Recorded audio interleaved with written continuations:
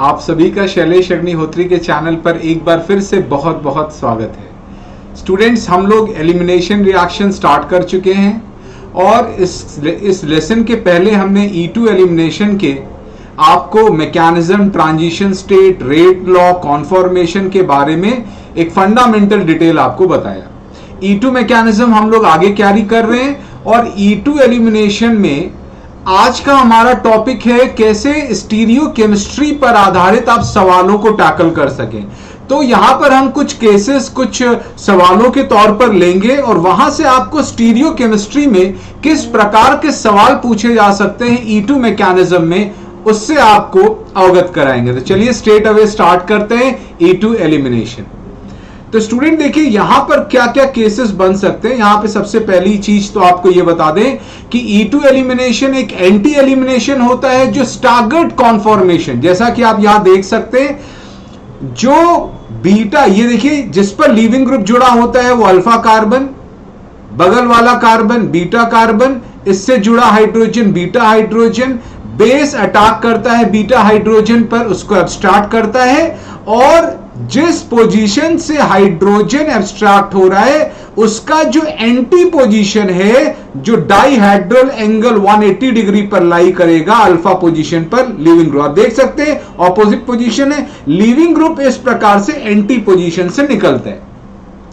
तो ये इसकी जो एक स्टीरियो स्पेसिफिक एक एंटी पेरिप्लेनर मैकेनिज्म होता है, ये एक स्टीरियो स्पेसिफिक एंटी पेरिप्लेनर मैकेनिज्म होता है। तो यहां पर अब देखना है सवाल पॉइंट ऑफ व्यू से ये कैसे पूछा जा सकता है।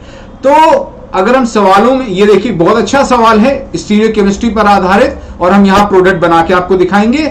आपको एक पार्टिकुलर डायास्टीरियोमर यहां दिया है, एक कायरल कंपाउंड है जिसका एक पार्टिकुलर ये डायास्टीरियोमर दिया हुआ है। यहां आप देख सकते हैं दो कायरल सेंटर्स हैं जिस पे अलग अलग ग्रुप्स लगे हुए हैं और यहां पर आपने NaOH डाला है और एलिमिनेशन हो रहा है। ये बेस OH माइनस जो बेस होता है वो एलिमिनेशन करता है।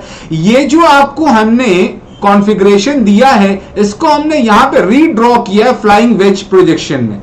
आप देखिए फ्लाइंग वेज प्रोजेक्शन में जब हमने बनाया तो जिस कार्बन पर Br लगा है वो अल्फा, क्योंकि यही लीविंग ग्रुप है, दूसरा वाला कार्बन जो हो गया वो बीटा हो गया। यहां आपको जो हाइड्रोजन रखना है वो Br से एंटी पोजीशन, तो आपने इस पार्टिकुलर कॉन्फ़िगरेशन का फ्लाइंग वेज प्रोजेक्शन बनाया और इस फ्लाइंग वेज प्रोजेक्शन में आपने खास बात ध्यान रखी कि Br और हाइड्रोजन एक दूसरे से एंटी पोजीशन में होने चाहिए। आपने कर लिया। अब ये जो बेस है यहां पर हाइड्रोजन पर अटैक करता है और ये जो बीटा कार्बन और बीटा हाइड्रोजन के बीच के इलेक्ट्रॉन्स हैं ये अल्फा कार्बन और अल्फा और बीटा कार्बन के बीच में डिलोकलाइज हो जाते हैं और यहां से देखिए Br एक्सपेल हो जाता है। साइमल्टेनियसली सारे काम होते हैं। अब देखिए बच्चों यहां पर हो क्या रहा है, इसी सेम चीज को हमने यहां पर न्यूमैन प्रोजेक्शन से, यहां पर आप देख सकते हैं फ्लाइंग वेज से दिखाया है, सेम चीज को न्यूमैन से भी दिखाया है। कैसे इस कार्बन पे हाइड्रोजन अगर नीचे है तो पीछे वाले कार्बन में ऊपर है, यानी एंटी पोजीशन। तो यहां से देखिए Br जाएगा और यहां से हाइड्रोजन जाएगा एंटी पेरिप्लेनर। और अब देखिए यहां पर कैसे आपको बताना है कि अल्कीन किस प्रकार की बनेगी। अब आप समझिए मिथाइल और फिनाइल जब इस कॉन्फ़िगरेशन में जब आप आते हैं और यहां से जब एंटी एलिमिनेशन कर रहे हैं तो मिथाइल और फिनाइल एक साइड हो जाएंगे और यहां में फिनाइल और हाइड्रोजन एक साथ हो जाएंगे। तो लेफ्ट वाले एक साथ, राइट वाले एक साथ। या आप यहां से भी देख सकते हैं ये पीछे जा रहा मिथाइल और पीछे जा रहा फिनाइल एक साथ, बाहर आ रहा फिनाइल और बाहर आ रहा हाइड्रोजन एक साथ। चाहे आप जहां से देख लें, या तो फ्लाइंग वेज से देख लें या तो न्यूमैन। तो आपने जो अल्कीन बनानी है वहां पर क्या करना है, वहां पर फिनाइल और मिथाइल को एक साथ, अब ये देखिए फिनाइल और मिथाइल एक साथ मतलब डबल बॉन्ड के एक साइड रखना है और फिनाइल और हाइड्रोजन, ये देखिए फिनाइल हाइड्रोजन डबल बॉन्ड के एक साइड। तो यहां से आप देख सकते हैं कि एक पार्टिकुलर अगर आपको स्टीरियो आइसोमर दिया है जैसा कि यहां दिया था, आप उसका फ्लाइंग वेज बना लें या सॉ हॉर्स बना लें या न्यूमैन बना लें। वहां पर लीविंग ग्रुप और बीटा हाइड्रोजन को एंटी पोजीशन पे ले जाएं और फिर जो बाकी ग्रुप हैं सेम साइड वालों को लॉक कर दें और तब अल्कीन बना दे। तो यहां पर जो हमने लास्ट स्टेटमेंट बोला बहुत इंपॉर्टेंट है, सेम साइड वाले ग्रुप को लॉक कर दे। जैसे फिनाइल हाइड्रोजन लॉक हो गए एक साइड और मिथाइल और फिनाइल लॉक हो गए एक साइड। तो आप देख सकते हैं फिनाइल हाइड्रोजन लॉक हो गए एक साइड और मिथाइल और फिनाइल लॉक हो गए दूसरे साइड। तो यहां आप देख सकते हैं फिनाइल जो है 2 कार्बन में कॉमन है और वो अपोजिट साइड है। तो अगर सिस ट्रांस में लिखना होगा ट्रांस आप लिखेंगे, और यहां पर अगर आप प्रायोरिटाइज करेंगे तो फिनाइल की प्रायोरिटी 1 है, मिथाइल की 2 है। फिनाइल की प्रायोरिटी 1 है, मिथाइल हाइड्रोजन की 2 है।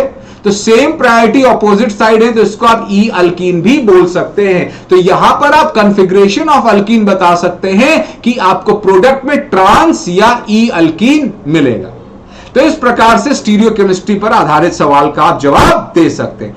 अगला जो इंपॉर्टेंट है, अब देखिए जो पिछला था, अब हमने डायस्टीरियोमर उसका दूसरा ले लिया।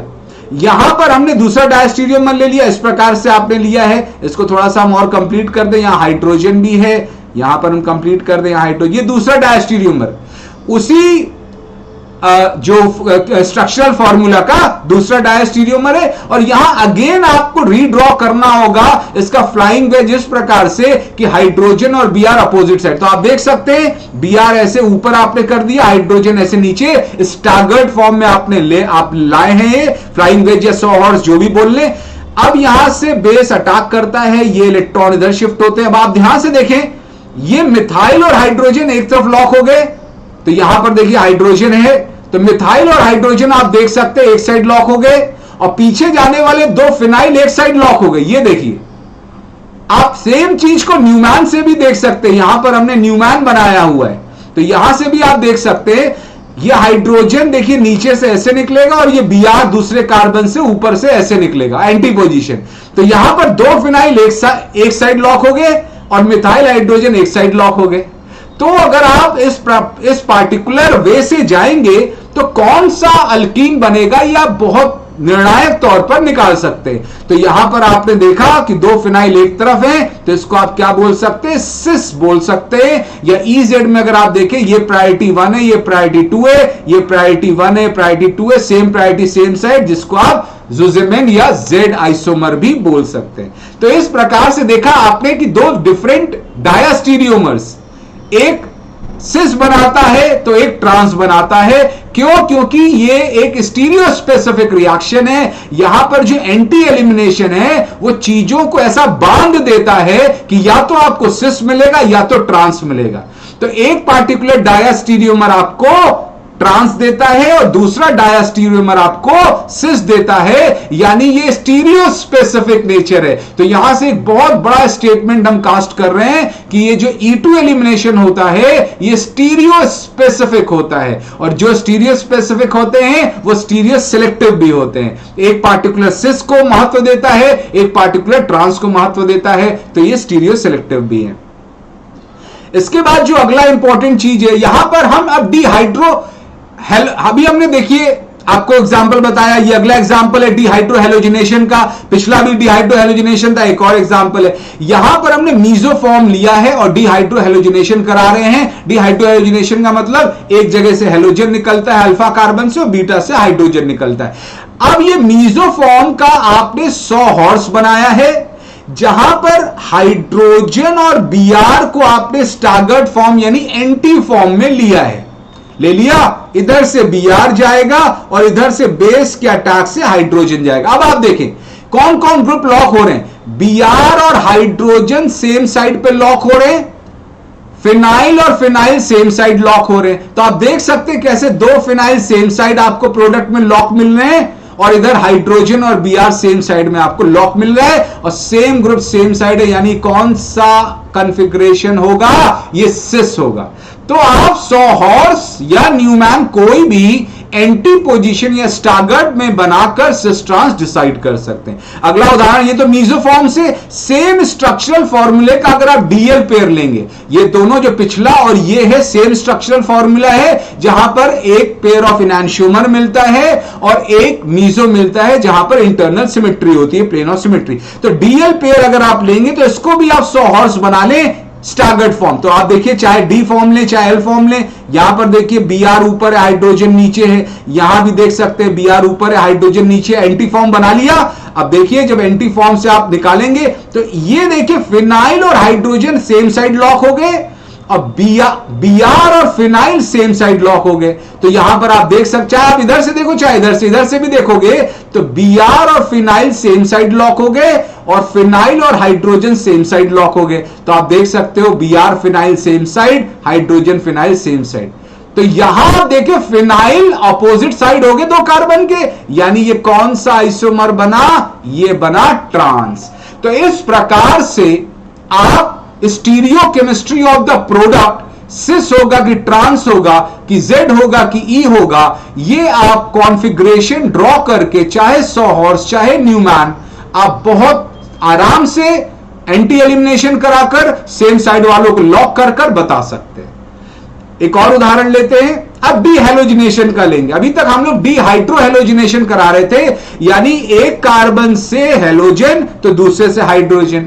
डी हैलोजिनेशन भी एक E2 मैकेनिज्म का प्रोसेस होता है, यहां भी अल्कीन बनता है, लेकिन यहां अल्फा बीटा दोनों से हैलोजन जाता है और ये I- के प्रेजेंस में आराम से कराया जाता है। तो यहां आप देखिए हमने मीजोफॉर्म लिया है कंपाउंड का, ये मीजोफॉर्म का हमने फ्लाइंग वेज प्रोजेक्शन बनाया है और डी हैलोजिनेशन में अल्फा बीटा दोनों पोजीशन से Br जाता है। तो यहां पर 1, 2 जो दो पोजीशन है उनसे Br जा रहा है और यहां आपको जो करना है वो ये है कि ऐसा सॉहॉर्स, ऐसा न्यूमैन या ऐसा फ्लाइंग वेज बनाना है जहां पर Br एंटी पोजीशन पे हो, स्टागर्ड पे हो, जिससे कि ये Br इधर से जाए, ये Br इधर से जाए। इसी प्रकार न्यूमैन में भी हमने दिखाया है, यहां पर Br ऊपर और पीछे वाले कार्बन में नीचे, तो ये ऊपर से इधर निकल जाएगा और ये पीछे से इधर नीचे से निकल जाएगा। तो अब आप समझे यहां पे कौन से ग्रुप लॉक हो रहे हैं, इनको आप ध्यान से देखें। आप जब ऐसा करेंगे तो फिनाइल हाइड्रोजन देखिए पीछे जा रहे हैं, तो ये दोनों लॉक हो गए, और हाइड्रोजन और फिनाइल ये बाहर आ रहे हैं, ये दोनों इधर से लॉक हो गए। तो आप इन दोनों को लॉक कर दीजिए, चाहे इधर से देख लें, हाइड्रोजन फिनाइल को इधर लॉक कर दीजिए, फिनाइल हाइड्रोजन को इधर लॉक कर दीजिए। तो आप देखेंगे जो फिनाइल ग्रुप है या हाइड्रोजन है वो अपोजिट साइड से आ रहे हैं। इसको क्या बोलते हैं, ट्रांस। ये बहुत ही इंपॉर्टेंट कंपाउंड स्टिल्बीन, तो यहां से आपको ट्रांस स्टिल्बीन मिलता है। ये तो हमने मीजोफॉर्म से कराया। सेम स्ट्रक्चरल फॉर्मूले का अगर आपने डीएल पेयर ले लिया, यहां पर डीएल पेयर में हमने डी लिया है, आप एल भी ले सकते हैं, फिर डी हैलोजिनेशन आपको कराना है, तो डी हैलोजिनेशन फिर आपने दो Br को एंटी कोप्लेनर, एंटी पेरीप्लेनर आपने रखा, चाहे एंटी कोप्लेनर बोल लो, इसमें से ये इधर से जाना है और ये इधर से जाना है। अब आप सोचो दो फिनाइल अंदर जा रहे हैं तो ये इधर से लॉक हो गए, इधर दो हाइड्रोजन बाहर आ रहे हैं, ये इधर से लॉक हो गए।